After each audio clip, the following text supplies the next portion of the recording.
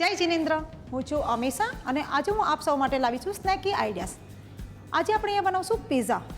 પિઝાનું નામ આવે એટલે નાના હોય કે મોટા બધાને ખૂબ જ ભાવે.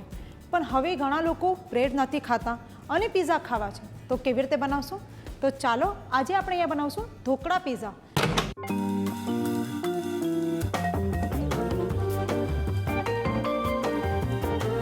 તો આપણી પાસે અહીંયા ઢોકળાનું ખીરું રેડી છે.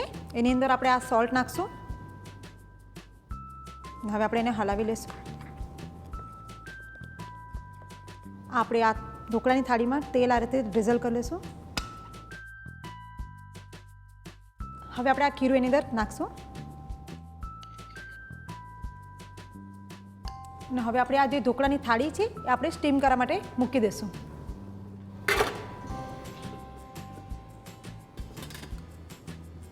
આપણું ઢોકળા તૈયાર થાય ત્યાં સુધી આપણે પિઝાનું ટોપિંગ તૈયાર કરી લઈએ. આપણે પિઝાનું ટોપિંગ બનાવવા માટે અહીંયા ઓલિવ ઓઇલ લઈ રહ્યા છે. હવે આપણે એની અંદર આ જે ગ્રીન કેપ્સિકમ છે એ નાખશું. જે સ્વીટ કોર્ન બોઇલ કરીને રાખ્યા છે એ પણ એડ કરશું. એની અંદર આપણે આ ચીલી ફ્લેક્સ નાખશું. આપણે એની અંદર ડ્રાઈડ ઓરેગેનો નાખશું. હવે આપણે એની અંદર સ્વાદ પ્રમાણે મીઠું નાખશું. મીઠાનું પ્રમાણ આપણે ઓછું નાખશું કેમ કે આપણે એની અંદર ચીઝ સ્પ્રેડ કરવાના છે. અને હવે આપણી પાસે અહીંયા બ્લેક ઓલિવ છે એ લેશું. અહીંયા આપણી પાસે પિઝા સોસ રેડી છે. અને હવે આ બધું મિક્સર પ્રોપર હલાવી લઈએ. સો આપણું અહીંયા પિઝાનું ટોપિંગ પણ તૈયાર થઈ ગયું છે. તો આપણે જોઈ લઈએ આપણા ઢોકળા પણ તૈયાર થઈ ગયા હશે. આપણી ઢોકળાની થાળી અહીંયા થઈ ગઈ છે. અને જે આ ઢોકળાની થાળી છે આપણે એને થોડી ઠંડી થવા દઈશું. સો આપણું આ પિઝાનું જે ટોપિંગ તૈયાર થઈ ગયું છે એને એક બાઉલમાં આપણે કાઢી લઈએ. આપણી ઢોકળાની થાળી અહીંયા ઠંડી પણ થઈ ગઈ છે. આપણે એને આખી થાળીને જ આ રીતે બહાર કાઢશું.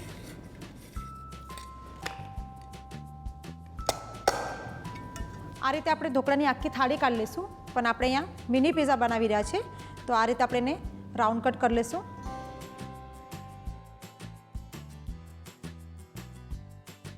તો બાકીના જે આપણા જે ઢોકળાના જે પીસ બચ્યા છે એને ફેંકવાની જરૂર નથી. તમે એને પણ વઘારીને ખાઈ શકો છો. તો આ રીતે આપણા રાઉન્ડ કટ ઢોકળા કાપી લીધા છે.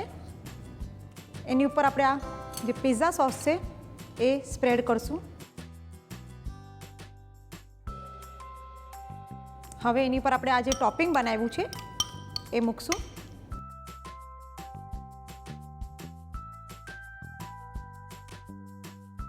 તો હવે આપણે એની ઉપર આ મોઝરેલા ચીઝ સ્પ્રેડ કરશું. અગર તમારે ચીઝ ન ખાવું હોય તો તમે એના ઉપર ગ્રેટેડ પનીર પણ મૂકી શકો છો. પણ પિઝા છે એટલે ચીઝથી એનું ફ્લેવર બહુ સરસ આવશે. હવે એની પર ડ્રાયડ ઓરેગેનો સ્પ્રિંકલ કરશું. અને હવે એની પર આ ચીલી ફ્લેક્સ પણ સ્પ્રિંકલ કરી લઈશું. સો આપણા પિઝા અહીંયા તૈયાર થયા છે. હવે તમે ચાહો તો એને માઇક્રોવેવમાં બેક પણ કરી શકો છો. પણ આપણે અહીંયા પેનમાં કરી રહ્યા છે તો હવે આપણે ગેસ ઓન કરી દઈશું. આ રીતે આપણે ઓલિવ ઓઇલ બ્રશથી પેનમાં ગ્રીસ કરી દઈશું.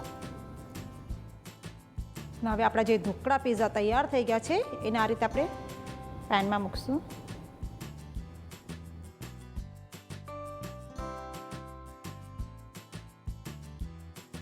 આપણે એને સ્લો ફ્લેમ પર થવા દઈશું જ્યાં સુધી આપણું જે ચીઝ છે એ મેલ્ટ ન થાય અને જે નીચે ઢોકળાનું જે બેઝ છે એ થોડું ક્રિસ્પી ન થાય.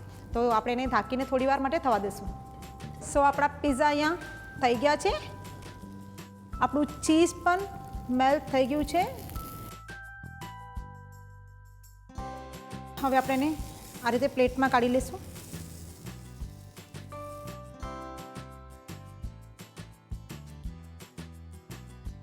સો આ આપણા ઢોકળા પિઝા તૈયાર થઈ ગયા છે.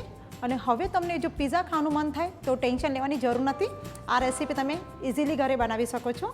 તો આપ સૌને અગર અમારી રેસીપી ગમે છે તો એને લાઇક કરો, શેર કરો અને અમારા ચેનલને સબસ્ક્રાઈબ કરો. For more such delicious recipes, stay tuned to Sanjeev Kapoor Khazana.